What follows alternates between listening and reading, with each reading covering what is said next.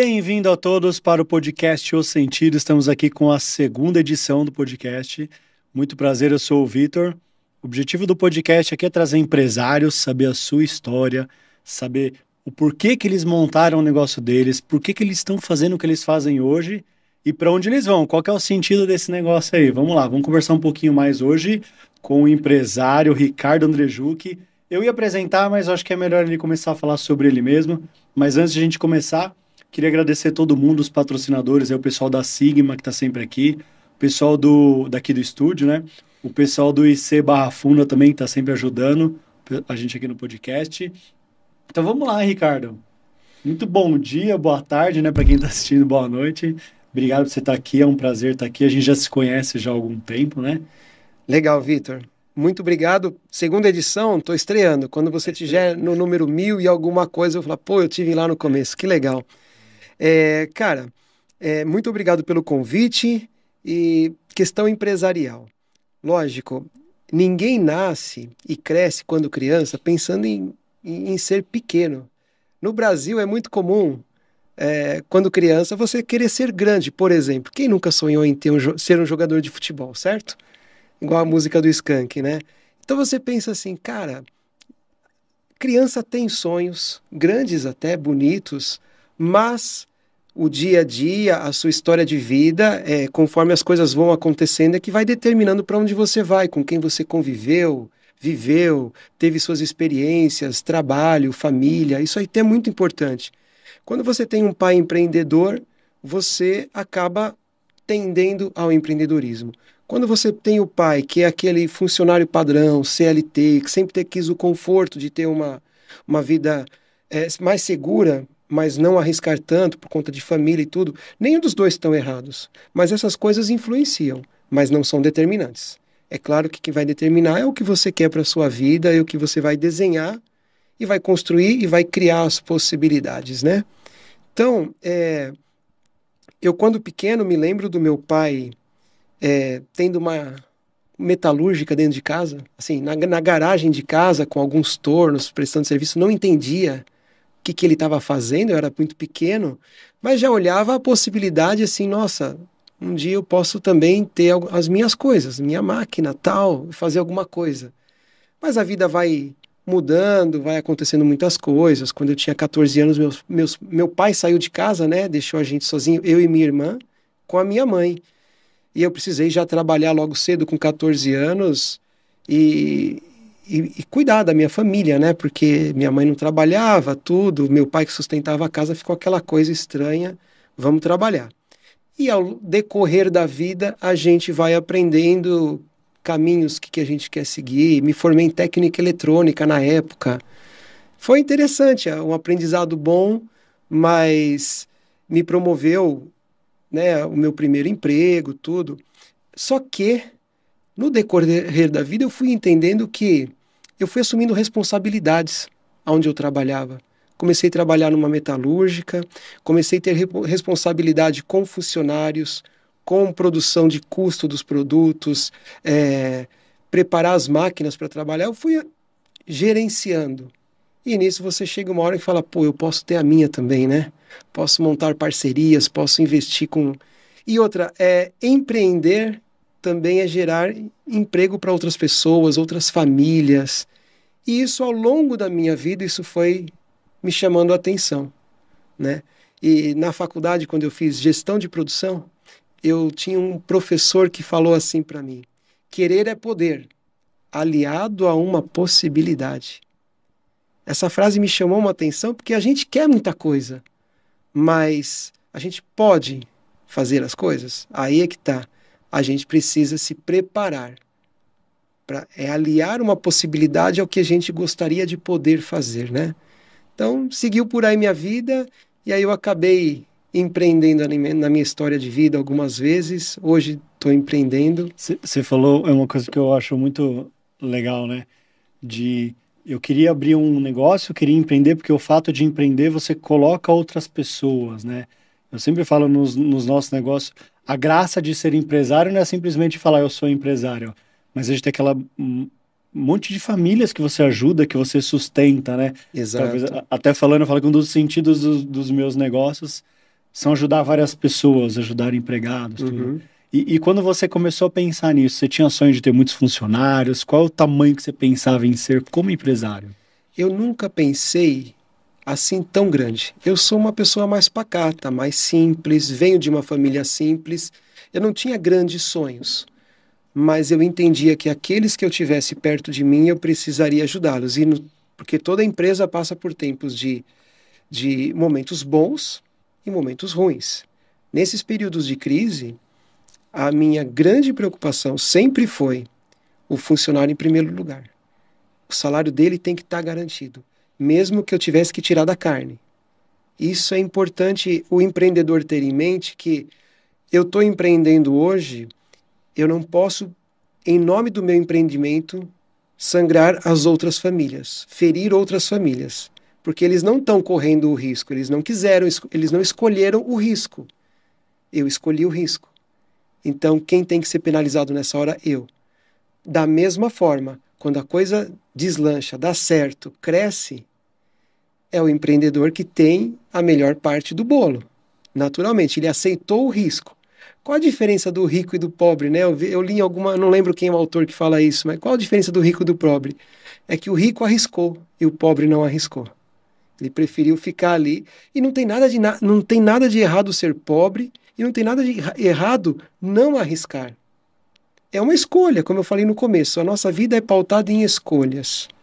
E quando você escolhe empreender, principalmente no Brasil, que não é brincadeira, com a carga tributária que nós temos, não é fácil. Tem aquela frase que todo mundo fala, né? O Brasil não é para amadores. Mas é um desafio e é prazeroso quando você vê que as coisas estão caminhando, o seu negócio vai bem, e as famílias que estão sendo assistidas por você de alguma forma, não que você está doando dinheiro, nada disso, mas você está contribuindo para o crescimento daquelas famílias, da economia local e sim, por que não dizer, do seu país. É a parte de um todo, né? Isso é muito legal. Isso daí que você falou do risco, eu acho muito legal, né? Eu falo bastante sobre isso, que é o quão disposto você está a correr riscos, né? Exato. E eu sempre brinco, quando o cara vai abrir um negócio, tá, você vai abrir um negócio, mas qual é o risco de não abrir ou qual é o risco de abrir e dar errado, né? Então é sempre mensurar o risco até onde você vai ou não. E quando você foi abrir o seu negócio, se você quiser falar um pouco mais do que você tem hoje como negócio, você chegou a colocar na balança, vale a pena correr esse risco porque o resultado é gostoso? Ou como é que foi você mensurar de fato esse risco? Tá.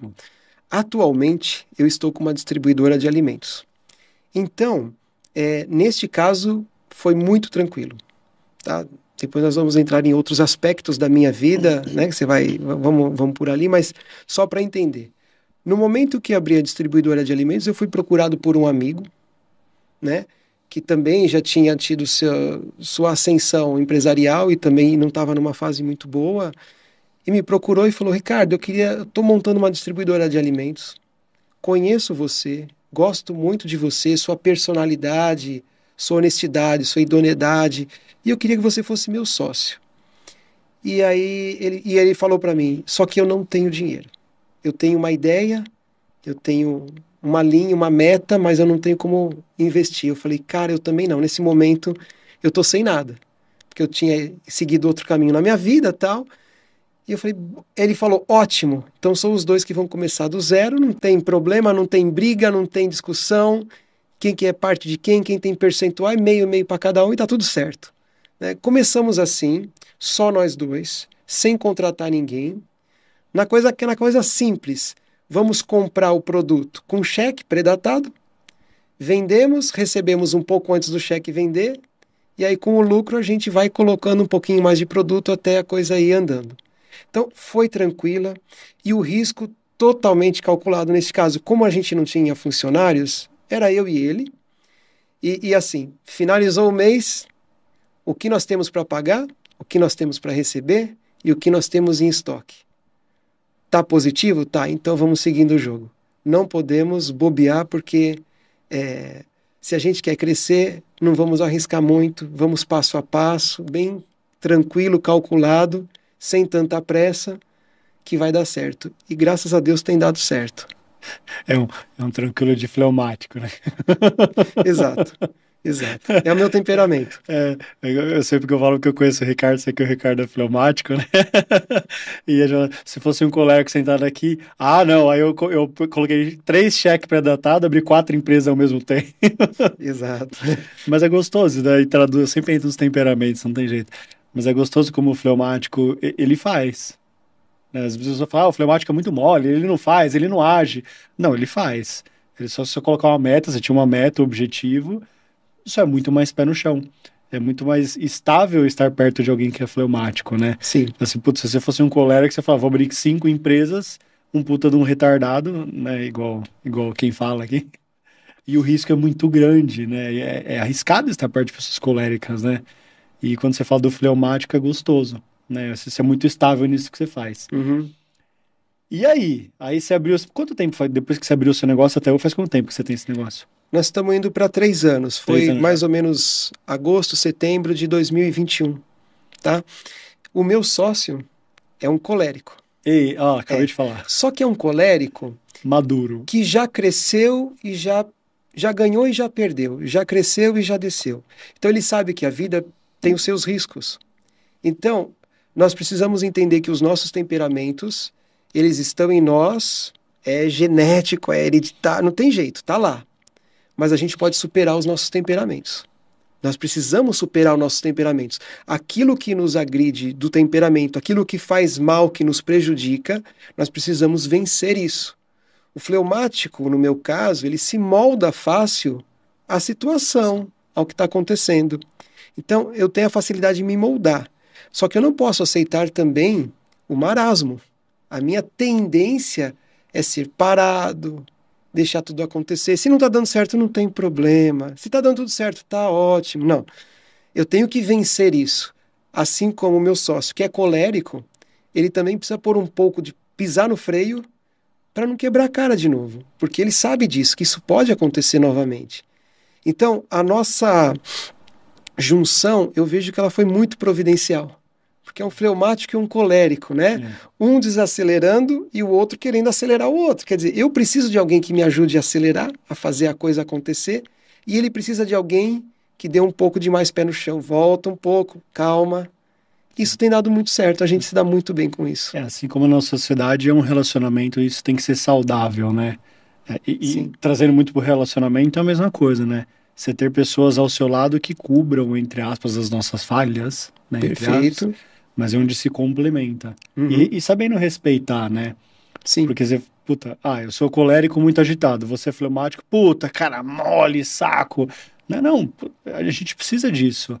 Né? Então, os temperamentos é gostoso quando você entende, você vê não os defeitos dos outros, mas a vantagem ou a qualidade que o outro tem que te complementa.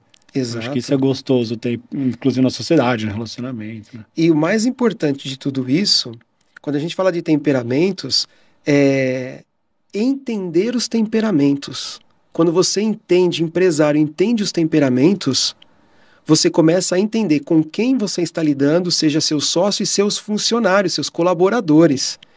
E aí você pode usar melhor os seus colaboradores para render mais para a sua empresa e eles também ser pessoas mais satisfeitas à medida que eles sabem dos seus temperamentos, das suas limitações e das suas qualidades, potencialidades. É isso. Então é muito bom você ter o conhecimento dos temperamentos. Esses dias eu fui fazer uma entrevista com uma moça e ela era sanguínea. Tá. Ela era nitidamente agitada, ela respondeu a mensagem agitada, ela já era muito agitada. E aí eu fui fazer entrevista com ela, só que a vaga era um perfil mais analítico, eu precisava que ela ficasse atrás do computador, cuidando de dados, métricas, enfim. E eu falei pra ela, legal te conhecer, tudo, mas a vaga é um pouco mais assim, atrás do computador, preciso conferir dados, planilha. Não, mas eu me adapto bem, eu gosto de tudo. Tá. Se eu não conhecesse que ela era sanguínea, eu já ia colocar ela lá e daqui 3 meses, ela precisava do emprego. Eu entendo, então ela se sujeita, entre aspas, a fazer qualquer coisa, mas eu sabia que daqui 3 meses ela ia estar infeliz, insatisfeita e procurando outro lugar. Porque o sanguíneo, naturalmente, ele tem que ser muito maduro para aceitar certas condições que eu ia colocar ela. Então, é uma imaturidade do chefe, uma irresponsabilidade do líder de não conhecer pessoas. A responsabilidade é nossa, como líder, de colocar a pessoa certa no lugar certo. Exato. Por isso que é o segredo, que é o que você falou, né? O segredo de conhecer pessoas, isso é maravilhoso. Sim. E o importante hoje, o que a sociedade busca hoje, as empresas buscam hoje, é não mais esse papel do chefe, mas do líder. Porque o chefe, ele existe aí no mundo empresarial, naturalmente ainda. A pessoa obedece, o colaborador vai obedecer para não perder o emprego. Agora, o líder, ele motiva. E o líder que conhece os temperamentos, ele motiva baseado em uma ciência. É totalmente diferente. E o melhor de tudo, quando o líder quer ser aquele líder, vou dizer assim, amoroso, não na palavra sentimental romântico, mas o líder que quer o melhor para o seu colaborador. Deixa eu ver se eu me explico nisso. Existe uma situação que aconteceu naquela empresa de pneus, a Michelin. O dono estava passeando pela fábrica e falava, olha, nós temos aqui contratamos um desenhista muito bom de pneus e tal, e ele tem 24 anos de experiência, contratamos eles agora de outras empresas que já trabalhou com isso, ele sempre fez isso, ele desenha pneus, tá? Desenho técnico. E onde vocês colocaram ele? Para desenhar pneus. O dono da empresa falou assim, vocês estão loucos? Eu quero que esse cara passe por todos os setores da empresa. Não, mas ele é desenhista. O que ele vai crescer na vida sendo desenhista a vida inteira? Já 24 anos que ele faz isso. Fizeram ele trabalhar um pouco em cada setor, um pouco em cada setor, um pouco em cada setor. Sabe o que aconteceu? Esse desenhista desenvolveu o pneu radial. Sério? Sabe? O dono da empresa Michelin olhou para aquele homem e falou, ele pode ser melhor do que isso. Então, quando o empresário olha para o seu colaborador e fala, ele pode ser melhor do que isso, o mundo pode mudar. Nesse caso, o mundo mudou. Só existia pneu com câmera. E o cara desenvolveu o pneu radial porque o dono da empresa teve uma visão além de todos os seus gerentes. Ele viu mais, ele falou, vamos ver se esse homem tem uma potencialidade a mais. Poderia não ter dado em nada, mas ele correu um risco. Colocar a pessoa certa no lugar certo, né? Você vê. Que bom. 24 anos trabalhando no lugar errado. Era um cara de visão, mas ele estava travado em um mundo fechado que ele não tinha a possibilidade de ver algo novo. Você vê que legal que é as histórias. E mudando de assunto, mas não mudando, porque ainda falando sobre liderança, sobre empresa, eu sei que você entrou numa jornada nova. Sim. Né? E me fala um pouco mais desse começo aqui, depois eu quero fazer umas perguntas sobre isso. Tá, vamos lá, Vitor. Em 2011, eu conheci um grupo de pessoas que estavam interessados em colocar leigos na política. Porque é muito comum na política o político ser o filho de um político, a família ter envolvimento na política, ser famílias tradicionais, famílias ricas da cidade que acabam se envolvendo na política. E as pessoas comuns acabam não participando desse processo, ou quando participam não tem chance de adquirir o poder, de ser eleito. Uma eleição de vereador, de deputados. E eu vi um grupo de pessoas se organizando para entrar na política, leigos na política, em várias cidades. Falei, cara, que interessante isso. Eu era uma pessoa que era trabalho e casa, casa, trabalho.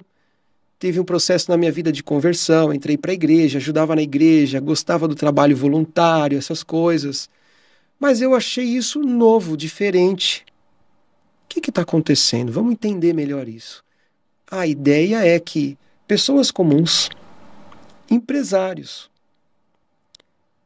tomem o poder para poder fazer as coisas certas. Ou seja, as pessoas de bem precisam ocupar esses espaços. Hoje a palavra política, ela assusta muita gente, porque lembra coisas ruins, lembra corrupção, roubalheira, mentiras, desonestidade. Só que a palavra política, de fato, ela quer dizer caridade. Porque a política é onde acontece o bem comum. O campo do bem comum está no campo da política. E o que é o bem comum? Tinha um professor que nos dava formações sobre política, se chama professor César Saldanha. Um grande intelectual, livre docente, doutor em filosofia do direito, professor da USP, de Oxford, muito inteligente. E o professor César falava com muita simplicidade. O bem comum é o bem de todos naquilo que todos temos em comum. Ele falava, repitam isso, repitam de novo. O bem de todos é aquilo que todos, é o bem comum, é o bem de todos naquilo que todos temos em comum. Ou seja, o bem comum, só para entrar aqui. Porque eu ia até te perguntar, o que é bem comum, que eu já ouvi você falar isso. Então, o bem comum é aquele que é bem para todo mundo e não para uma pessoa. É aquilo, o bem de todos. Uma praça não é minha, é o bem de todos. Uhum. Naquilo que todos temos em comum. Uma praça. Isso é o significado, é o contexto que você fala sobre política. A política, ela atua no bem comum. Vamos lá, nós estamos falando de dois universos e o que aconteceu na minha vida. Eu encontrei esse grupo de pessoas falando isso, achei muito interessante. Eu não sabia falar o nome de um vereador da minha cidade, não me interessava por isso, não lia jornais para isso, não queria saber. Não porque eu tinha raiva, que eu tinha ódio, nada disso. Era 2011, as pessoas ligavam um pouco para a política, mas isso me chamou a atenção e eu falei, é verdade, nós precisamos fazer alguma coisa pela nossa cidade, pelo nosso estado, pelo nosso país. Então tá bom. Deixa eu entender melhor o que essas pessoas estão fazendo. Então, eles começaram a organizar grupos de pessoas para escolher alguém na cidade para sair candidato a vereador e começar a fazer algo de diferente. Unir as pessoas de bem. E aí você fala, puxa vida, o mundo empresarial é importante? Quando uma pessoa quer trabalhar para ganhar dinheiro, para si, para sustentar sua família, sua casa, ter uma condição de vida boa, ela vai empreender. E não tem nada de errado nisso. É justo, é honesto, ela está trabalhando para si. Agora, quando essa pessoa ela quer trabalhar para os outros, para ajudar as outras pessoas, o bem comum, ela tem que ser um político. Que também não tem nada de errado nisso. É claro que o político, ele vai trabalhar para os outros, mas ele também precisa pensar na sua família. Porque o bem comum, a família dele está no bem de todos. Uhum. A família, os amigos, os irmãos, os filhos, os netos, faz parte do todo, certo? Então, o empresário, o colaborador de uma empresa, um funcionário, está trabalhando para si. O político é aquele que tem que trabalhar para os outros, para o bem de todos, para o bem comum. Esse do bem comum, eu vou insistir nisso porque eu quero entender mais e trazer um pouco mais pra gente. Assim. Tá. Porque quando a gente fala do político, eu vou votar em tal político, eu quero que ele coloque uma praça perto da minha casa. Um exemplo, você deu o exemplo da praça, sei lá, um exemplo aleatório aí. Mas a gente pensa que quando a gente elege alguém, a gente quer que essa pessoa faça algo para mim. E não para o que é bem, no caso que você disse, para o bem comum, né? Então, como funciona essa questão do político que ele é eleito por mim, ou que eu votei nele, para que ele faça algo para mim, mas na verdade ele faça algo para todos? Fala um pouco mais sobre isso. Vamos lá. Primeiro conceito que a gente precisa deixar claro. Quando a gente fala de bem comum, que a gente está pensando no bem de todos, a sociedade, ela é um grande caos. Vamos entender isso. Na minha família, você que tem filhos aí, adolescentes, por exemplo, e o pai de família fala, vamos jantar fora hoje? Vamos! Onde a gente vai comer? Um vai falar, eu quero comer um japonês, eu quero comer uma pizza, eu quero comer um hambúrguer. Já teve briga, já teve conflito. Imagina uma sociedade. Quantas pessoas que pensam diferentes, que acreditam em coisas diferentes, que querem coisas diferentes, existem. Então, na base da sociedade é caos. Aí nós precisamos de representantes do povo para elencar quais as prioridades de tudo que é a necessidade do todo que a gente precisa trabalhar. Política é elencar prioridades. Então tá, quando eu elejo uma pessoa, voto em um candidato, pensando no que vai ser interessante para mim, eu não estou pensando no conceito da política como correto. Eu não estou fazendo o que é certo. Eu não estou pensando no bem comum, eu estou pensando no meu bem próprio. Apesar de eu não estar me candidatando, eu estou querendo eleger alguém para resolver um problema que é meu. Desde que este problema seja um problema comum, apesar de ser uma praça perto da minha casa, mas vai beneficiar muitas outras pessoas, ok, é honesto. Porque eu moro em São Caetano. São Caetano é uma cidade de 15 quilômetros quadrados. Nós somos menor do que o aeroporto de Guarulhos, em extensão territorial. É muito pequeno. Mas quando você fala de cidades maiores, São Bernardo é uma cidade muito grande aqui no nosso entorno. São Paulo é quase um país. Não dá para eu pensar no todo de São Paulo, sendo que eu moro em um bairro, em um distrito. Não dá. Eu tenho que pensar realmente perto da minha casa. O que a gente costuma falar assim no nosso projeto, no nosso trabalho todo, é que existe o Brasil, que é um país de dimensões continentais, mas eu moro num CEP. Eu tenho endereço, eu tenho uma rua, eu tenho um número, eu tenho uma casa. É ali que eu moro e ali tem um entorno. Quando eu me preocupo com este entorno, eu estou me preocupando com o meu Brasil. Não o Brasilzão geral aí, que é muito grande. Não dá para eu cuidar de tudo, pensar em tudo. Mas quando eu falo de uma praça, como eu usou de exemplo também, eu estou pensando no meu Brasil. Quantas pessoas podem ser beneficiadas com este meu Brasil? Aí eu estou pensando certo. Agora, se é uma coisa que é unicamente, exclusivamente para me beneficiar, olha, eu preciso que você dê um jeito aqui, me passa na frente nessa fila que vai demorar muito para eu ser atendido. Eu estou pensando no meu problema específico. Lógico, você fala assim, né? Cara, tem uma pessoa que está com o andamento da fila demorado, um monte de coisa errada na saúde, a pessoa está morrendo. A pessoa precisa de um atendimento. Ela precisa ser atendida, porque senão ela pode morrer. A vida em primeiro lugar sempre. Mas quando é assim, eu não quero ficar esperando, eu quero que alguém me ajude nisso. A pessoa está pensando no bem próprio, não no bem comum. E a política não foi feita para bem próprio, ela foi feita para o bem comum. É quase transcender, né? Você pensar em votar em alguém, escolher alguém para comandar a sua cidade, enfim, país, mas pensando no bem de todos, né? É um egoísmo, né? De fato, você fala assim, não, eu vou votar nesse candidato porque ele vai fazer coisa que eu quero, ou porque Sim. ele me deve um favor, porque alguma coisa é muito louco isso, né? Precisamos transcender. E sabe o que é mais legal?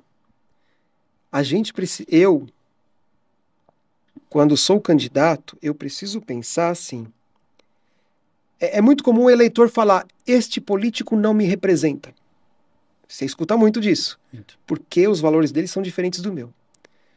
O mais bonito e o mais desafiador é o político, enquanto candidato, dizer assim, este eleitor não me representa. Isso também é transcender. Isso é nadar contra a maré. Porque voto é voto. Conta lá na urna e pronto. É importante. Mas quando o político olha e fala, não, eu não vou me vender, eu não vou me corromper, eu não vou fazer aquilo que é errado só para te agradar e nem mentir para você, que eu vou fazer algo que depois eu sei que eu não vou fazer, só com a intenção do seu voto. Não, isso não me representa, não trabalho para isso, esse valor não bate com os meus valores. Os meus valores têm que ser mais importante do que o voto em si. O voto tem que ser uma consequência daquilo que eu faço, daquilo que eu acredito. Eu quero falar sobre valores com você, porque eu falo bastante sobre valores e virtudes, mas antes de a gente entrar nisso de valores, que já tem a ver com a pergunta, como foi para você, assim que você foi candidato e foi eleito, né? Como acabou sendo para você, assim, essa questão de entrar na política? Porque como você falou no começo, agora bem real, bem população aqui, né? É muito comum esse contexto de, cara, político não presta, político não vale nada, né? Desculpa jogar claro, mas é o que todo mundo fala no dia a dia, você ouve isso o dia inteiro. Uhum, sim. Como foi para você que ia na igreja, que tocava, que a sua família não tem aquele medo de falar, caramba, eu vou entrar e vou ser massacrado, eles vão falar mentiras, ou as pessoas vão inventar coisas, vão pedir coisas que não deve, é sujo. Você não ficou com medo de se sujar ou de cair numa mentira? Como é que foi isso para você? Tá pensando em família, meu, o que meus filhos vão pensar? Como é que foi? Vamos lá. Sou cristão, católico, tocava e cantava em missa, grupo de oração, fazia pregações e, de fato, enquanto você não entra no meio da política, vamos fazer uma analogia com a Bíblia, né, com a vida de Jesus. Lembra quando Jesus entra em Jerusalém, pouco antes dele ser perseguido e morrer, ser crucificado, e Hosana ao filho de Davi, jogam palmas no chão, aquelas coisas, os mantos, tudo para ele passar, entrado em cima, ele sobe, ele entra montado num jumentinho, né? Aclamado rei. A gente vivia desse jeito. Oh, vai vir o Ricardo pregar, vai vir o Ricardo tocar aqui com a gente, que bom, homem de Deus, menino de Deus. Quando você entra para a política e se torna um candidato, é como se a gente estivesse vivendo a Sexta-feira Santa. É cusparada, é pedrejamento, falam mal de você, é tudo ao contrário. Impressionante. Você não fez nada de diferente, você não mudou nada, não falou nada de errado, só falou assim, agora eu sou o candidato. Pronto, mudou sua vida. Vem os julgamentos e tudo mais. Na ocasião eu não tinha filhos, eu fui ter filho em 2019, gêmeos, e então quando eu entrei para a questão política era só eu e minha esposa. Claro que preocupa. Ainda mais o fleumático, né? Que pensa muito o que vão pensar da minha imagem, de mim. Mas tem algo maior, mais importante do que a minha vaidade, porque é uma vaidade, né? Se preocupar com o que os outros vão falar de você é uma forma de vaidade. Eu superei isso. Falei, não, vou porque tem algo maior, tem uma proposta maior, tem um fim maior. É mudar uma sociedade junto de um grupo de pessoas que vai passar pelo mesmo. Então, eu enfrentei isso. Não tive medo. Eu vi amigos, conhecidos, que duvidaram, que questionaram, que passaram a suspeitar. Ah, esse menino aí... Eu tenho amigos, assim, amigo, compadre, que enquanto eu ia pedir voto na casa dos meus amigos da igreja, ele vinha depois, no dia seguinte, e falou, o Ricardo tá louco, é um ninho de cobra, não vota nele não. Ia fazendo o contrário da campanha, sabe? Para não deixar eu me perder, porque achava que eu ia me perder. Mas o que acontece? Vamos entender, Vitor. É assim, na nossa sociedade, a palavra política, ela foi desgastada propositadamente. Eu entendo isso. Por que hoje a gente pensa que é tão negativa a palavra política? Porque foi se falando mal de políticos.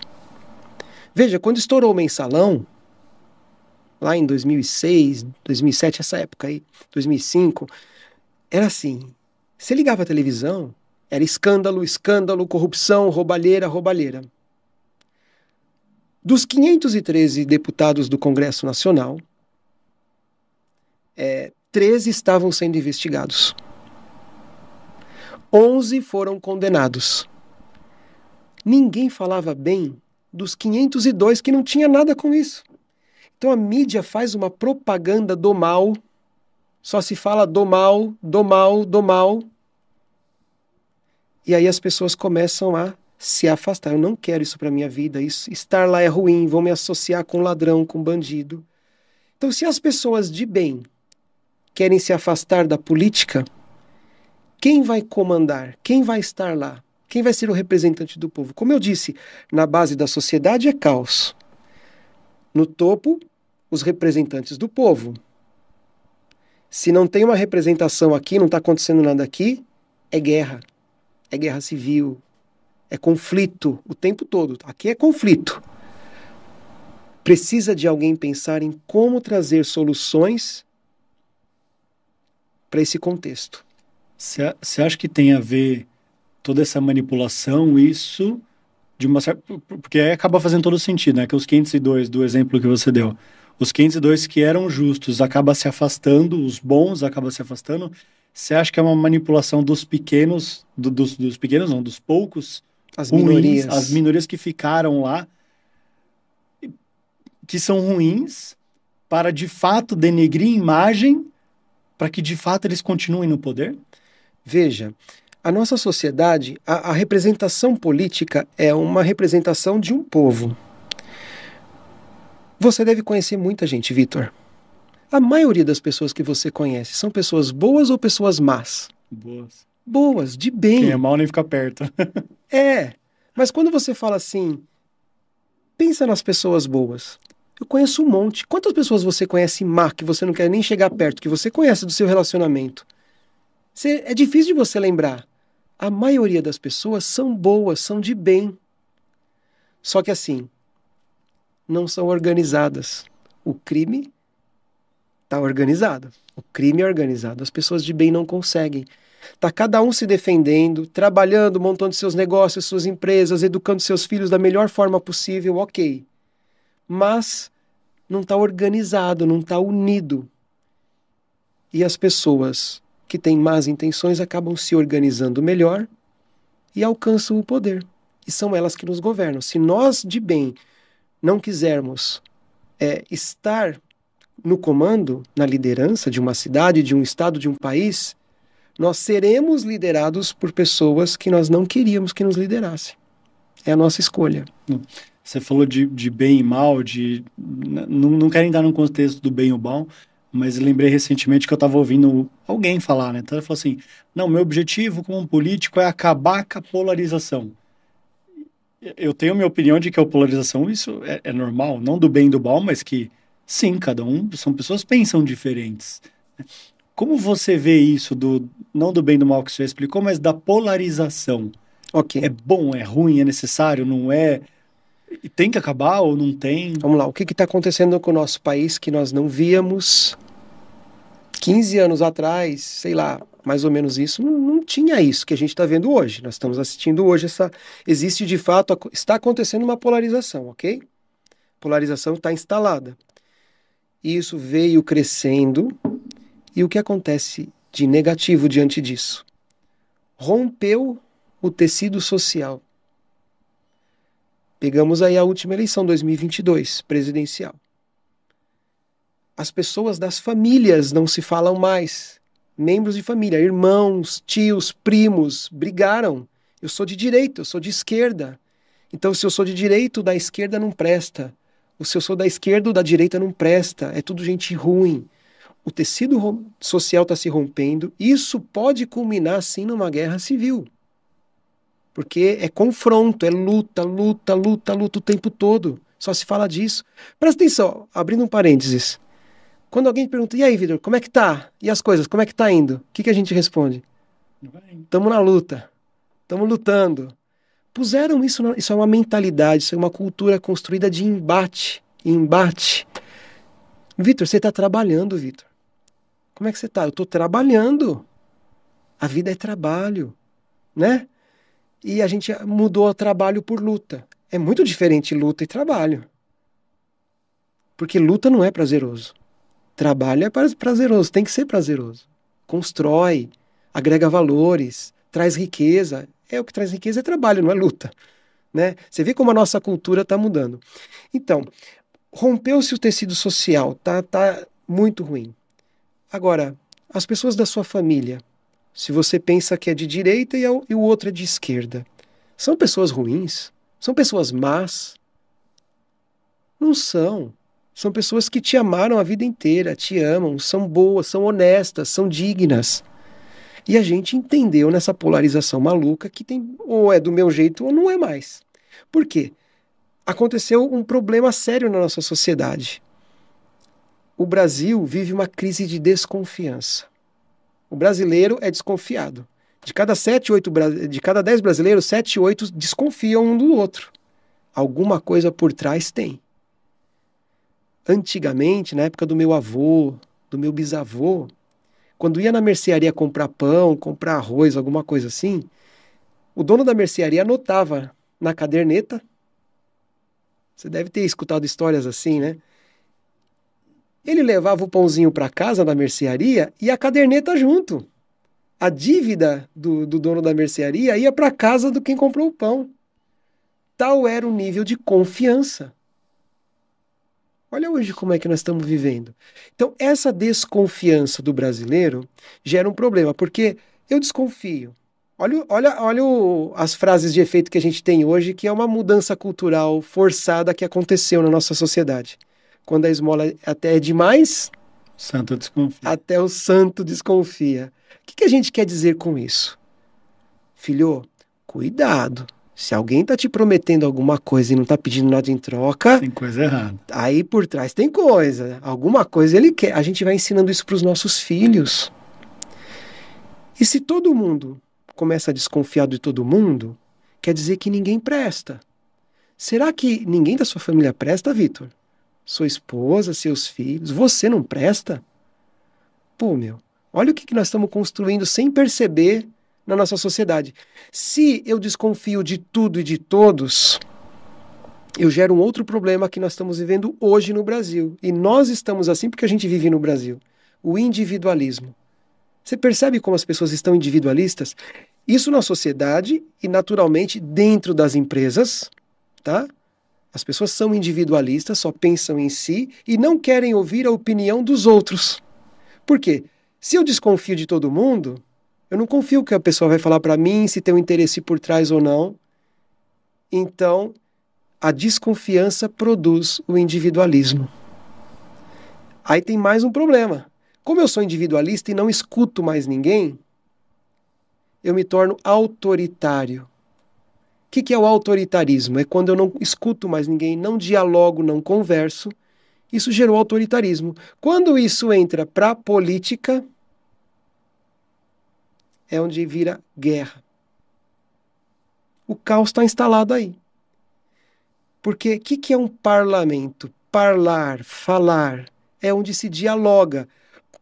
Representantes do povo de diferentes classes, ideologias, pensamentos, entendimentos da sociedade, são escolhidos pelo povo para debater e encontrar a melhor forma de se fazer o bem comum. Percebe? Em todas as áreas da sociedade. E precisamos de representantes de pontos de vista diferentes. Isso é natural, tá? Nós temos que debater dentro de um parlamento e chegar a uma conclusão, a um veredito final. Vai ser assim. Mesmo que não agrade a todos, pelo menos agradou a maioria. É para isso que existe o parlamento, para chegar nesse consenso. Vai agradar a todos? Não, mas chegou lá. E aí, se você é individualista e vira um representante político, você não escuta mais ninguém. Você não está mais aberto ao outro. Então eu me torno autoritário. Então quando você vê nos debates políticos, um agredindo o outro, falando mal do outro, da ideia do outro, a ideologia do outro, não aceito, não quero escutar, o que eu penso é o que está certo. Então se você não pensa igual a mim, você é um inimigo a ser destruído. Ficou desse jeito. É muito louco o que está acontecendo na nossa sociedade, mas está implantado e não só a política reflete a sociedade. E a sociedade tem as pessoas que moram em casas, em famílias e trabalham nas empresas. Isso está em todo lugar. O empresário está vivendo isso, a política está vivendo isso. Sim, a gente vive numa... Eu falo bastante sobre isso no Tá Nas Redes. A gente vive muito na geração do egocentrismo, do hedonismo, que tanto fala, né? Da busca constante do prazer, né? As pessoas elas só olham para elas mesmas, e até falando até do sentido, né? O sentido da vida, eu sempre falo, nunca está dentro de você, e está sempre atrás para o próximo, para o bem do outro. Quando a pessoa começa a se olhar muito e se gostar muito e fazer algo para ela, que é bom só para ela acaba se perdendo, porque ela ela não vai se automotivar, ela não vai ter a felicidade, ela acaba perdendo até o sentido de todo esse contexto. Mas a pergunta que eu queria fazer para você com relação a isso, né? Essa desconstrução que está vindo, a crise da desconfiança, enfim, algo indo por água abaixo, e eu vejo você falar muito sobre a família. Uhum. Então você fala o tempo inteiro sobre a família, a construção da família, a defesa da família, enfim, tem várias coisas se desconstruindo também com relação à família. E é muito engraçado você falar, alguém precisar falar de algum conceito tão básico, né? Uhum. Eu defendo a família. Puta, eu preciso defender que a grama é verde, né? Uhum. Então por quê? De onde você acha que perdeu isso? Por que se perdeu isso? E talvez entrar até por que é importante defender isso. Tá, ótima pergunta, ótima pergunta. Quando a gente fala de defesa da família, nós estamos defendendo valores da família, né? A família em si, ela precisa ser defendida na questão dos seus valores. Eu trouxe uma notícia ruim, que existe uma crise de desconfiança no Brasil. E eu preciso trazer a notícia boa depois. E como reverter isso, porque todo veneno tem seu antídoto, certo? Qual a raiz da crise? Eu vou chegar na família, tá? Mas qual a raiz da crise da desconfiança? Por que eu desconfio das pessoas? Por que a gente ficou tão desconfiado? A raiz da desconfiança, ou seja, o que vem antes da desconfiança, é a mentira. Nós nos tornamos mentirosos. Por isso as pessoas desconfiam de nós. Ou seja, o que é o mentiroso? Eu não faço aquilo que eu falo. Então, quando eu falo algo, eu tenho que fazer. Vamos entender isso daqui, ó. Vitor, amanhã eu vou passar na sua casa pra gente tomar um café, umas 3, 4 horas, beleza? Beleza. Aí eu não apareço, não aviso. Eu menti. Eu falei uma coisa e fiz outra. É mentira. Aí as pessoas vão desconfiar, não dá mais para confiar nele. Perdi a confiança nele. Se a raiz desse ciclo da desconfiança, individualismo e autoritarismo, é um ciclo vicioso, a raiz é a mentira, naturalmente, para eu reverter esse ciclo e ele virar um ciclo virtuoso, eu tenho que ir na verdade. Viver pautado na verdade. Agora, você fez a pergunta da família. Se a gente mente para os nossos filhos, eu produzo na criança que vai para a sociedade, que vai ser empresário, que vai ser colaborador, eu produzo esse ciclo vicioso e aí a sociedade está como está. Então, a família hoje vive sem perceber na mentira. Agora não tem mais isso, mas eu vou dar um exemplo de quando a gente era pequeno. Acho que você viveu isso, tal. Quem está assistindo a gente aí deve ter vivido isso. Alguém ligava em casa, ou liga na empresa, né? No telefone da empresa. O fulano quer falar com você. O dono da empresa, o pai de família fala para os filhos. Fala que eu não tô. Fala que eu não tô. Os pais faziam isso com os filhos. O empresário faz com os colaboradores. Eu estou ensinando o quê? A mentir. Daí vem a desconfiança, o individualismo e o autoritarismo. Olha só, uma coisinha boba, fala que eu não tô. Eu estou ensinando a mentir e eu estou construindo um ciclo vicioso. Pronto. Vamos lá, então. Eu tenho que falar a verdade. Começar dentro de casa, pautados pela verdade, viver pautado pela verdade. E verdade, às vezes eu tenho que falar verdades que vai machucar a pessoa. Aí eu tenho que falar com amor. Mas eu tenho que sempre buscar a verdade. Se eu falo que eu vou fazer alguma coisa, eu faço, eu cumpro. Vitor, aconteceu um imprevisto. Não vou poder ir na sua casa às 3 horas como eu falei que eu ia. Acabou, tudo bem. Pode acontecer coisas que não dá mais para fazer o que eu tinha combinado. Mas eu dei satisfação, falei, não ficou no ar a coisa, não ficou largada. Então, da verdade, ao contrário da desconfiança, eu passo a ser uma pessoa de confiança. As pessoas começam a confiar em mim. Pô, se eu sou uma pessoa que os outros confiam, sabe o que isso produz? Ao contrário do individualismo, isso produz fraternidade, que é viver como irmão. Irmão, assim, eu tenho 2 gêmeos. Um faz uma coisa errada, o outro vem contar, ó, ele fez isso. Já denuncia na hora. Um fala para o outro, sabe assim, eles tratam ali entre eles a verdade. Não tem conversinha. Quando a gente é fraterno, a palavra frater vem de irmão, né? Quando a gente é fraterno, a gente fala a verdade um para o outro. Vitor, isso que você falou não foi legal. Não estou me preocupado se você vai ficar magoadinho, com mimimi comigo. Pelo menos eu falei a verdade. E se eu falo a verdade para você, eu estou dando a liberdade de você falar a verdade para mim. É viver na fraternidade. E irmão ajuda irmão. Irmão não deixa irmão passar necessidade. É irmão.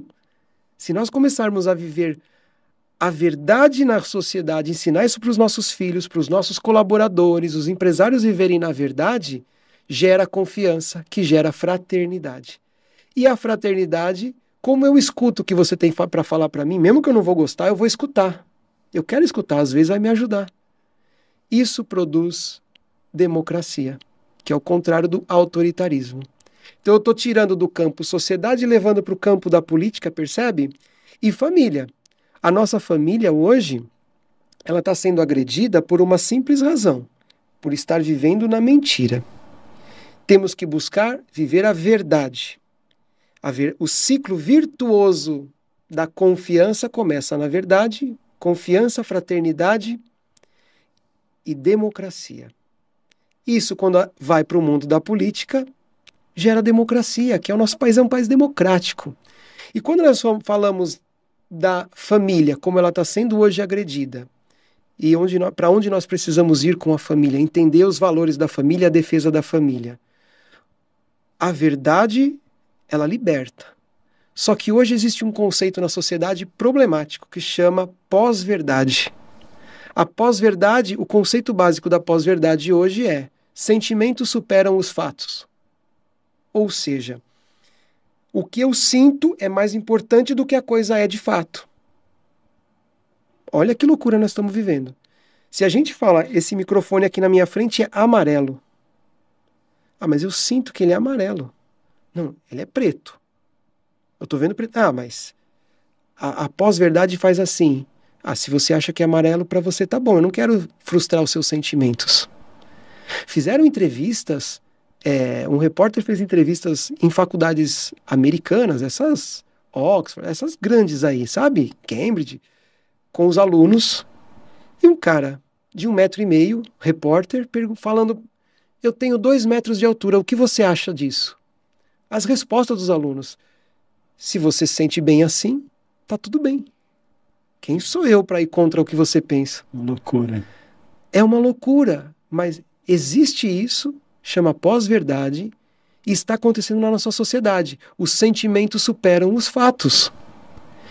Aí quando você traz para a família, você entra numa problemática. Quando você está incentivando famílias não naturais, que não produzem filhos, né? Homem com homem, mulher com mulher, você tem um problema. Você não está gerando pessoas para a sociedade. Aonde nós vamos parar com uma sociedade onde que não geram pessoas? Veja exemplo da França. A França está sendo tomada por muçulmanos. Tomada que eu digo assim, estão migrando, porque o francês não tem filhos para dar continuidade. Não tem, cada casal deveria ter 2 filhos, para ficar igual ao número de habitantes, número de franceses. Isso está acontecendo, na verdade, na Europa toda. Os muçulmanos têm 10, 12 filhos sem problema nenhum. Quando uma França aprova a lei do aborto, em qualquer momento, até os 9 meses de gravidez, pode abortar com tranquilidade, essa lei é para franceses. Não é, o muçulmano não mata a criança no ventre da mãe. Ou seja, vai aumentar o número de muçulmanos, daqui a pouco eles são maioria, lá tem voto, eles vão votar no seu presidente, nos seus representantes do povo, e vai entrar a lei deles. E acabou aquela Europa que nós conhecemos. É poucos anos para isso acontecer. E as regras vão passar a valer do jeito deles. Os muçulmanos não estão fazendo errado.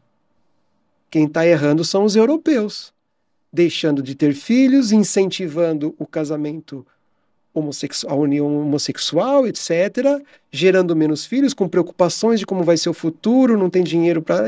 Você vê que, desculpa te interromper, mas pensando, né? Essa questão da pós-verdade, você falou, me fez ficar pensando, é o medo da frustração, né? Você consegue ver que, não sei se eu entendi errado, mas a pessoa ela quer acreditar naquilo que ela acha que é verdade com medo de se frustrar, né? Inclusive Sim. até com medo das responsabilidades, que é o caso que você está falando do aborto. Então, ela teve filho, ela tem medo de se frustrar porque não saber cuidar do filho ou não, ou porque não quer, que vai atrapalhar a vida dela, sei lá o que passa na cabeça dela. Uhum. A partir daí, ela não quer assumir a responsabilidade, que é uma consequência de um fato, Sim. né? Então ela muda todas as circunstâncias para que aquilo é o passapano, né? Uhum. Passapano em cima que ela faz. Exato. A nossa sociedade hoje, ela acredita cada vez menos em Deus. Isso é um problema. Santo Agostinho já falava, a cidade de Deus, cidade dos homens, né? Amar a cidade de Deus, amar tanto a Deus a ponto de negar-se a si mesmo. Cidade dos homens, amar tanto a si mesmo ao ponto de negar a Deus, abandonar a Deus. Quando você chega nesse universo, nesse mundo em que o homem despreza Deus, não acredita mais em Deus, não acredita mais na providência. Os antigos tinham muitos filhos e acreditavam na providência. Tinha, sim, as suas dificuldades, as suas pobrezas, misérias. Nossa, não era fácil a vida antigamente. Mas os filhos desenvolviam. E quantos, hoje, grandes e poderosos empresários que vieram de famílias numerosas e pobres, que se desenvolveram, né? E quantas pessoas debaixo desses homens, como seus colaboradores, construíram suas famílias por causa de uma mãe e um pai pobre da roça que disse sim para o filho nasceu e virou um mega empresário. Hoje nós não estamos mais acreditando nisso. Não sei se com esse monte de gente abortando, essa loucura que está com medo de futuro, não sei se isso não acontecesse, a gente não sabe, mas de repente já tinha descoberto a cura do câncer. De repente já tinha descoberto um grande presidente para o nosso país, sabe, que resolveria todas as coisas, grandes políticos que pensassem no bem comum, e essas pessoas talvez já foram abortados. Sem querer mudar do assunto do aborto, porque isso muito me interessa, mas eu vejo muito hoje, voltando ao tema que você falou da desconstrução, da pós-verdade, os valores, até os masculinos também, né? Se perderam muito, né? O prover, proteger e procriar praticamente estão sendo acabados os três, né? Você vê as mulheres querendo prover tanto quanto o homem, proteger e procriar, sei lá, de uma certa maneira, tá vindo aí. Claro. Como você vê essa desconstrução? O que isso tem a ver com tudo isso que a gente está falando? O fato de desconstruir o homem aumenta também? Me fala um pouco mais sobre isso. Vamos lá. Isso daí gera um problema sério na nossa sociedade. Assim, quando você tenta colocar a mulher igual ao homem, a mulher, ela tem que ser uma igual, mas não com as mesmas funções. E é diferente isso. Por exemplo, deixa eu vir para a política e depois voltar para cá. O prefeito é o chefe do executivo. O vereador é do legislativo, de um conselho. Elege-se muitos vereadores, mas em matéria de hierarquia, no poder legislativo, dentro de uma cidade, o nível mais alto é o de um vereador. Só que são vários. Dentro do poder executivo, é o prefeito, que é um só. Por questões óbvias que tem que ser assim mesmo. Mas quando nós falamos sobre agora voltando para sua pergunta, repete para mim. A questão da desconstrução do homem, do prover. Isso, pronto. O papel do homem e o papel da mulher. Biblicamente falando, Deus tira da costela de Adão e faz a mulher. Isso está mostrando para a nossa sociedade religiosa, vamos falar assim, né? Na época a religião tinha um papel muito importante naquela época, que a mulher está lado a lado com o homem, mas não com as mesmas funções. A mulher tem o papel, por ser mulher, de ser mulher, ela tem um biotipo todo diferente do homem, naturalmente, isso é natureza. O homem é o cara da caça, o homem que vai para cima, que defende, que protege. A mulher é aquela que cuida da prole, né, dos filhos, que vai estar mais na educação. É normal isso, é natural isso. Quando a mulher fala em eu preciso trabalhar, eu preciso ser igual ao homem, eu preciso ir para a caça. Não é o papel da mulher ir para a caça, é o papel do homem. Não é o papel do homem ficar em casa cuidando das crianças, é o papel da mulher natural. Aí isso gera uma problemática que geram divórcios por causa disso, as famílias se afastam, não dão certo, né? Por N motivos, tudo bem, eu não estou aqui para entrar no mérito de cada caso, cada situação, vem o divórcio, vem tudo isso, mas vamos entender uma coisa, quando na nossa sociedade acontece os divórcios, as separações, as mães solo, acontece. a mãe não queria muitas vezes que acontecesse o divórcio e tem que criar o filho sozinho. É uma tragédia que aconteceu naquela família. Só que, se você pegar nos presídios, mais de 70% das pessoas que estão ali no presídio, elas não têm contato e nem sabem quem são seus pais. Homens, o pai homem, o pai, não tem o papel do pai. A mãe que criou de algum jeito como pôde, aquela luta, o sofrimento. E claro que isso não justifica uma pessoa cometer crimes e ir para o mundo da criminalidade, longe disso. Mas quando você olha para as estatísticas, você fala, a falta do papel do pai dentro de uma família geram problemas para a nossa sociedade. Isso são estudos que mostram, não é o que eu acho, que eu penso.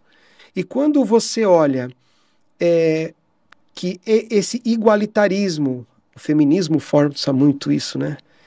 Isso acontecer, você está produzindo uma sociedade problemática, com mais criminalidade, com mais problemas de depressão, com mais problemas de mergulho nas drogas. Existe um programa de política pública interessante que é o fortalecimento de vínculos familiares.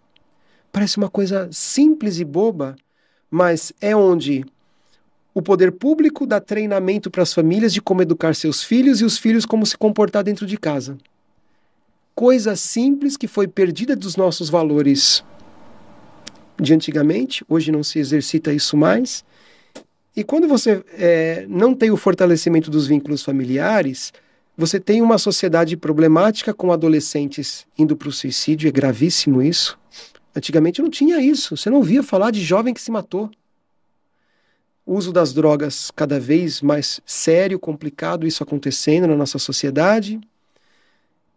E onde estão aplicando o fortalecimento de vínculos familiares, as cidades que aplicam isso, drasticamente começa a cair os números do suicídio na adolescência, da busca do álcool, da droga. Porque as famílias não estão sabendo mais como lidar com essa sociedade moderna e com esses fatos novos acontecendo. Então, o Papa Francisco falava assim, ó, a máquina de lavar roupa, o Papa Francisco não, o Papa São João Paulo II, ele falava assim, a máquina de lavar roupa fez muito mais pela mulher do que o feminismo em todos esses anos, que ajudou muito a mulher. Porque o feminismo, ele quer olhar para valorizar a mulher precisa ser valorizada, ponto final. Ela tem o seu papel dentro da família e na sociedade, ponto final. Isso aqui, ok. Mas a mulher querer ser o homem da casa é um problema. O homem está se afeminando, a mulher está se masculinizando. Isso nós estamos enxergando. Tem alguma coisa errada. A gente não pode entender isso como normal. E quando você olha para a nossa sociedade hoje e reflete sobre estas situações, estamos vindo de uma sociedade onde o homem era masculino, a mulher era bem feminina, hoje está se invertendo isso daqui e a sociedade está uma loucura. Você olha e fala, aonde isso vai chegar? O que vai acontecer daqui para frente? E, naturalmente, isso reflete na política, reflete nas empresas, no dia a dia, em todo lugar. A gente não tem previsão do que pode acontecer no futuro, mas não parece um futuro brilhante, parece um futuro sombrio. Se a gente estava falando, né, da política, para entender, né, toda a conversa, a gente está falando da política, e aí ela entrou na parte da família, da desconstrução do homem, do aborto, do feminismo, enfim.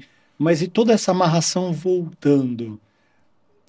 Como mudar isso, toda essa desconstrução, tudo que está ruim, como a política vai conseguir ajudar ou resolver tudo isso? Inclusive nessa polarização que nós estamos vivendo, direita e esquerda. Tá bom, vamos assim, lá. Você está falando de algo que, né, que você defende, que você gosta, enfim, como que você, não você pretende, mas como você acha que resolveria com a Vamos política? lá. Uma coisa que a gente não pode perder é a esperança.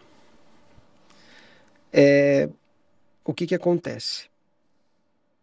O direita e esquerda, claro, é nítido o que está acontecendo, mas tem algo mais importante que a gente tem que entender. Lembra que eu falei que a mentira produz o ciclo vicioso da desconfiança que cai no autoritarismo.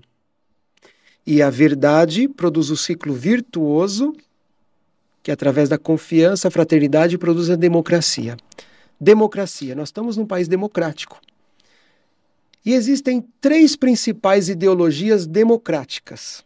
Vamos entender isso daqui, que é através dessa compreensão que nós vamos entender que é possível reconstruir o nosso país.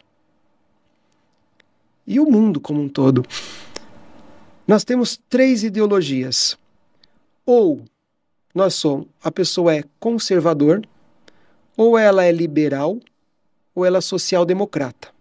Tudo isso dentro da democracia. Dentro da democracia. O que é a democracia, que a gente conversou um pouco antes aqui? A democracia é quando eu escuto o outro. Eu sou fraterno, eu falo o que eu penso e também escuto o que o outro pensa. Eu dialogo. E às vezes você tem coisas que você vai me falar, Vitor, que você... Pô, eu nunca tinha pensado nisso, Vitor, é verdade. Então, eu aprendi com você, eu estou aberto a aprender. No individualismo eu me fecho e me torno autoritário. Na fraternidade eu estou aberto. Eu escuto. Então, nessas 3 ideologias, nós temos prioridades. Vamos entender as prioridades. Espera aí, antes de entrar nas 3. Tá. Você falou sobre democracia. A democracia é relativa? Como assim relativa? Recentemente a gente ouviu um dos nossos governantes aí falar que a democracia é relativa. O que ela é para mim, ela é diferente para você. Aí nós estamos vivendo a pós-verdade. O que eu acho, o que eu penso sobre uma coisa, cada um quer pensar o que quer. Eu penso que esse microfone é preto, você pensa que é amarelo e tá tudo bem para todo mundo. Não. Existe uma verdade das coisas. E a democracia, ela nasce da fraternidade, ou seja, da escuta, do diálogo, da conversa. Eu estou aberto. Isso é democracia. Aqui tem conversa, é um ambiente de conversa. Se a democracia não é isso, é outra coisa, então não dá para relativizar tudo, né? Vamos lá. As 3 ideologias democráticas: conservador, liberal e social-democrata. Essas são as 3 principais. Qual a diferença? Vamos lá. Eu sou liberal. Vamos começar pelo liberal, que nós estamos aqui no ambiente empresarial, tudo. O que o liberal tem como prioridade? Vamos entender as prioridades.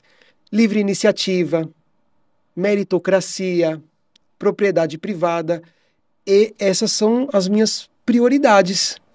Se eu quiser escolher um representante do povo, um governador, um presidente, um prefeito, um vereador, um deputado, eu vou querer que um cara que priorize essas coisas, porque eu sou liberal. Tudo bem. O conservador já vai falar assim, ó, não, para mim o que é prioridade? Família, tradições, sociedade civil, isso aqui para mim é o mais importante. Desculpa, mas meritocracia, não. Família, sim. Tá bom. São prioridades. E o social-democrata, o que ele prioriza? Diminuição da desigualdade social, serviços públicos de qualidade. Ele vai nessa linha. O cara quer a solidariedade, acontecer uma tragédia, vamos todo mundo se ajudar. Ok, são as prioridades dele. Não, o governo tem que estar reduzindo a desigualdade social, o governo tem que ter solidariedade, ajudar o povo precisa de ajuda. Dessas 9 prioridades que eu elenquei aqui, todas são importantes, concorda? Isso dentro do ambiente democrático, todo mundo concorda que isso é importante. O que vai diferenciar eu de você, como cidadão, se eu acho melhor pensar em sociedade civil, tradições, eu sou mais conservador. Aí o Vitor vai falar para mim, não, livre iniciativa, empreendedorismo, tal, é a minha praia. Você é um liberal. E não tem nada de errado nisso. Isso não gera problema, porque são prioridades diferentes. Ambos continuam dentro da democracia. Né? Dentro da democracia, porque nós conversamos a respeito. De repente acontece uma enchente, o liberal fala, vamos ajudar aquelas famílias que estão precisando. O conservador fala, vamos ajudar aquelas famílias que estão precisando, porque agora virou prioridade. Não tem nada de errado. Todo mundo se conversa, aprende um com o outro, é um ambiente saudável. É isso que a gente precisa fazer acontecer na nossa sociedade. Se manter dentro da democracia. Quando a gente extrapola e sai da democracia, nós caímos no campo do autoritarismo. Quando você vai para o campo do autoritarismo, você tem 2 situações possíveis. Ou eu caio no radicalismo, ou no extremismo. O radical, ele já é aquele cara que eu nego as suas prioridades. Não, isso aí não é prioridade. Se eu sou um social-democrata, que pensam na desigualdade social, tem que reduzir a desigualdade social, eu quero que todo mundo seja mais igualitário, a cidade, o mundo seja mais igualitário.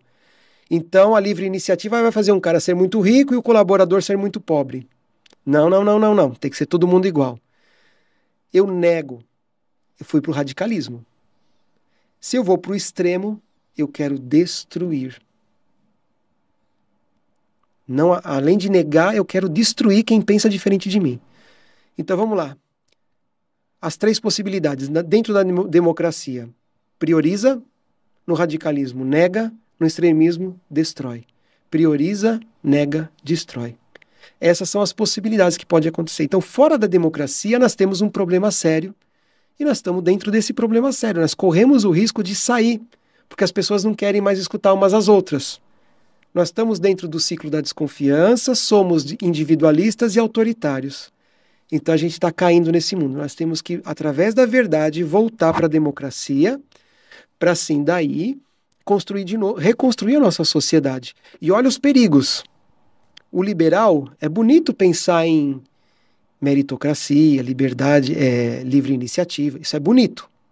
Se eu me torno radical nesse campo, eu já viro um libertário. O libertário é aquele assim... se eu quiser vender o meu rim no Mercado Livre, pagando bem, que mal tem. Entendeu? O governo não tem nada que regular essas coisas. E eu posso cair num campo extremo, que eu me torno um anarquista, anarcocapitalista, ou seja, nada de leis, nada de regras, o mercado regula tudo. É complicado assim. Não tem mais lei, não tem mais regra de nada, é o mercado que manda e desmanda, acabou. É onde o liberal pode cair, até o extremo. Quando você fala de um conservador, o conservador é o cara que pensa na tradição, família, sociedade civil. Mas quando ele vai para o radicalismo, ele nega as outras prioridades, ele vira um reacionário. O reacionário é o contrário do revolucionário. O reacionário é assim, o passado é maravilhoso, tudo deu certo, o futuro não tem nada que presta. O revolucionário é o contrário, né? O passado não presta, só o futuro, depois da revolução, é que vai ficar bom. Então, o conservador pode virar um reacionário. Querer voltar às coisas do passado, só não pensa no passado, não tem chance de no futuro dar certo. E num extremo, o conservador pode se tornar um fascista. O fascismo vem de um conservador, que ele quer destruir todas as coisas para 100% ser só aquela coisa voltada para o passado e mata quem for pensar diferente. Quando você entra na sociedade, no social-democrata, que priorizava lá a desigualdade social, a redução da desigualdade social, uma melhor entrega de serviço público, ok, bonito, mas se ele vai para o radicalismo, ele vira um socialista. A gente escuta muito falar de países que vivem o socialismo, né? Porque eles já negam as outras prioridades. O socialismo já nega a livre iniciativa, já nega a meritocracia, já nega a família, quer negar a propriedade privada, percebe? Então, o socialismo já é um extremismo dentro de uma democracia. Não, é um radicalismo. Um radicalismo. Ele está no radicalismo. Saiu da democracia e virou um radicalismo. E quando extrapola o radicalismo e vira um extremismo, vira o comunismo. A pessoa vira comunista, ou seja, eu quero destruir. Em nome da igualdade. Parece loucura, mas você pega aqui no Camboja, um líder lá, o Pol Pot, alguns anos atrás, exterminou uma boa parte da população, assim, estou dando exemplo, lá lógico que não é isso. Nós não usamos óculos, ok? Então todo mundo que usa óculos tem que morrer. Então vamos exterminar para que seja todo mundo igual a gente. É assim que esses líderes tratam. E isso você está indo numa linha bem contextual, assim, fato do que é estudo, né? A gente não está achando ou compartilhando, não. É conceitual. Partindo desse conceitual, por que em sã consciência alguém bate no peito e fala, eu sou comunista? Visto que o comunismo é um extremismo dentro de uma democracia que não leva... Foi feito um filme antigamente que se chamava A Onda. Eu não vou lembrar detalhes. Apesar que depois Hollywood acabou fazendo um outro filme com esse mesmo nome, de uma tragédia de uma onda, tsunami, essas coisas. Mas antes tinha um filme que tratava de um fato real que aconteceu na Alemanha. pós-nazismo, em que o professor quis dar um experimento comunista, essas coisas, e começou a aguçar os jovens a viver uma coisa igual. Então, vocês vão decidir qual vai ser o nosso uniforme aqui na sala de aula. Ah, vamos se vestir de branco e calça jeans. Sempre aparece aquele aluno que fala, eu não quero, eu me visto diferente, sou mais gótico, gosto de preto, tal. Esses alunos, que eram mais os líderes, eles começaram a encrencar no recreio, na hora do intervalo. Você vai ver o filme, assim, faz tempo que eu assisti esse filme, eu não lembro dos detalhes, mas está baseado num fato real. E é interessante que essa história culmina dos jovens se armarem e quererem matar pessoas que pensavam diferente deles. E assim, acabou numa tragédia, porque tem um aluno que morre, né? Isso aconteceu de fato, sabe? Por isso que fizeram o filme. Mas eles foram sendo levados por eles mesmos naquela ideia, naquela ideologia, que aquilo é o certo, se nós vivermos assim é muito melhor, é muito melhor. Cara, acontece. Se a gente não se policiar, a gente é levado a acreditar numa mentira pensando como uma verdade. Muito louco isso. Que loucura. Claro, baseado em filosofias, tem filósofos que acabam trazendo suas teorias que vai levar o ser humano a pensar nessas coisas, a acreditar que isso é uma verdade e assim vai. Isso aí não acontece da noite para o dia. Isso aí você vai procurar intelectuais que dirigiram para esses caminhos e não nasce da noite para o dia, mas é construído na nossa cabeça e as pessoas acabam seguindo, por incrível que pareça. E voltando pro tema principal aqui, né, do podcast, o sentido de a gente fazer o que a gente faz, o sentido de você fazer o que você faz. Qual é o sentido? Por que você acorda de manhã e faz o que você faz, o que não te deixa desistir? É assim, quando você tem família, você tem amigos, você vive em algum lugar, você tem propósitos. Sustentar a família é um propósito, manter, né? Porque, veja, a gente, na vida, o ser humano, ele vive com uma finalidade, não morrer, se manter vivo, é natural. Por que eu trabalho? Para não morrer. Por que eu compro uma casa? Para não morrer. Por que eu como alguma comida? Para não morrer de fome. Então eu tô sempre lutando contra a morte. Isso é o tempo todo, isso é natural e instintivo. E aí tem coisas que aumentam o nosso prazer por fazer o que a gente faz. Porque seria horrível você só comer para não morrer, seria só viver assim, não dá. E quando você fala de família, você fala assim, eu preciso deixar para os meus filhos uma sociedade melhor do que essa que eu estou vivendo. Porque não adianta eu me fechar numa bolha e falar assim, ó, eu vou ensinar aos meus filhos os valores cristãos, as virtudes, aquilo que eu acredito, e eles vão ser aqueles perfeitos, vão ler livros que eu vou indicar, intelectuais perfeitos, maravilhosos, bem conceituados, meninos virtuosos. Só que um dia eles vão namorar com alguma menina que não foi criada desse jeito, e aí o que adiantou? Tudo que eu fiz, todo o meu esforço foi por terra. Então, as pessoas com quem meus filhos vão conviver precisam ser atingidas com o nosso trabalho. Por isso a gente tem que expandir o nosso trabalho.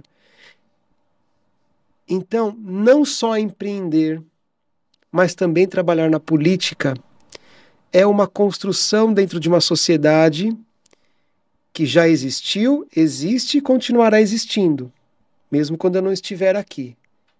E a gente quer deixar alguma coisa plantada que faça a diferença. Não que assim, eu quero que as pessoas lembrem, meu nome tem que estar escrito em algum lugar, não é isso. Mas saber, quando você chegar no fim da sua vida, você conseguir olhar para trás e falar, valeu a pena estar neste mundo. Eu acertei muito, eu errei muito, mas valeu a pena. Nós estamos em época de Olimpíadas. Quando tem um jogo de futebol, por exemplo, aquele time se preparou anos para estar lá, os jogadores desde criança, treinos pesados, regimes sérios para poder ter qualidade, né, no desempenho, né? O que é interessante? Quantos chutes a gol tem num jogo de futebol de 90 minutos, 1h30?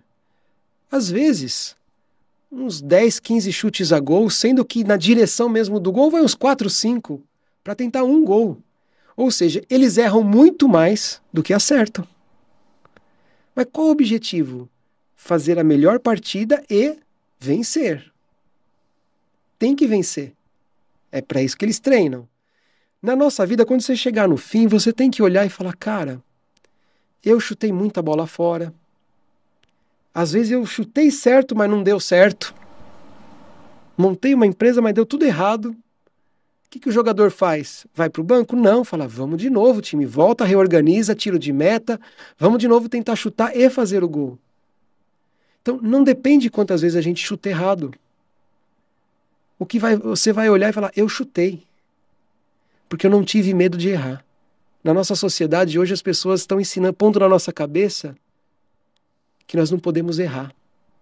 Empresário, você não pode errar. Colaborador, você não pode errar com o seu patrão. Podemos, nós somos humanos, não somos máquina. O importante é que eu erro tentando acertar. E o time de futebol é o melhor exemplo que a gente vê, basquete, vôlei. Tá todo mundo empenhado em acertar. Na maioria das vezes, erra. E tudo bem. Vamos ser mais humanos. Vamos usar todas as ferramentas que estão à disposição, a ciência, os temperamentos, para que a gente possa acertar mais, mas não ter medo de errar. Como você gostaria de ser lembrado daqui, sei lá, alguns anos, por exemplo, pelos seus filhos? Ai, meu pai foi aquele que... Aquele homem honesto, que esteve num universo perigoso, podia ter se perdido e não se perdeu, que falava a verdade, aquele homem que esteve presente com a gente, mesmo quando não podia, fez o esforço de estar, deixou a sua companhia, mais do que presentes, companhia, estava do lado deles.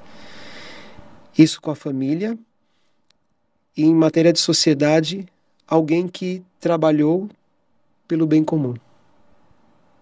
Bom, o sentido que a gente fala aqui no podcast não é só aquilo que você sente, que é aquilo que você faz, o porquê que você faz, mas o sentido, na verdade, é um caminho para chegar a algum lugar. Uhum.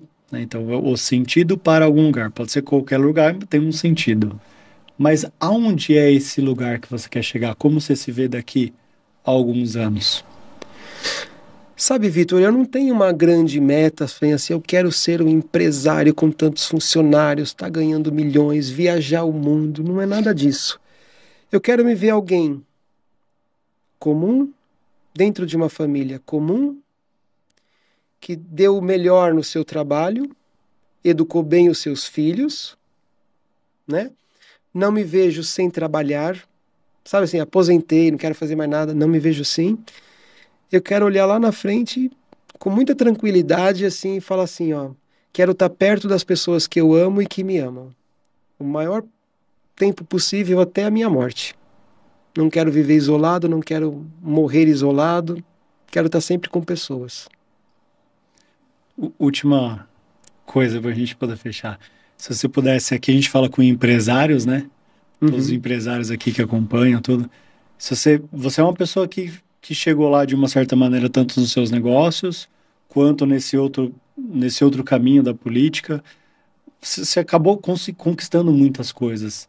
Se você pudesse deixar um recado, uma dica, algo para os empresários que estão no meio da caminhada ou começando, falam, caramba, eu quero chegar lá, eu quero ser igual ele, eu quero fazer... Qual seria? O exemplo do Rocky Balboa. Nos momentos de crise, eu lembrava do filme do Rocky Balboa, né, lá do Stallone. Apanha, apanha, apanha, cai, mas levanta. E aguenta, e aguenta.